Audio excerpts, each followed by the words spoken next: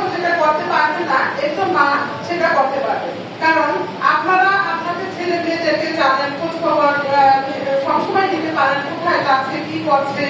আর এখনকার যুগে ম্যাক্সিমাম স্টুডেন্টরা মোবাইল এডিক্টেড, বিশেষ করে বাবাদেরকে ছেলেরা একটু ভয় পায়। তাই বাবারা যদি এই ব্যাপারে একটু নজর রাখেন যে আপনার ছেলে মোবাইল আসক্ত কিনা, তাহলে আমরা মনে হয় আমরা যে টার্গেট দিয়েছি সেটা আমরা ফুলফিল করতে পারবো।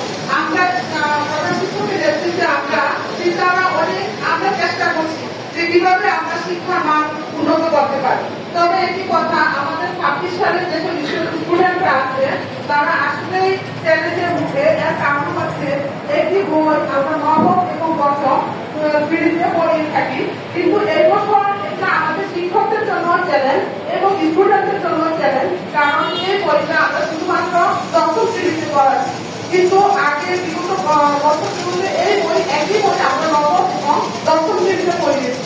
তাই এটাও একটা বিশেষ কারণ। কিন্তু এখন এগুলো তো আর বললে হবে না, আমরা কিভাবে সামনের দিকে এগিয়ে যেতে পারি, আমরা টিচাররা এবং আপনারা যারা অভিভাবক আছেন সবাইকে আমরা একসাথে হয়ে কাজ করতে হবে, যেন আমরা স্টুডেন্টদেরকে কিভাবে আমরা ভালো ফলাফল করতে পারি। তবে আপনারা যদি একটু হেল্পফুল থাকেন তাহলে আমরা আশা করি আমরা শিক্ষকরা অবশ্যই আমরা যে লক্ষ্য নিয়েছি আমরা সেটা ফুলফিল করতে পারবো। সবাইকে আসসালামু আলাইকুম।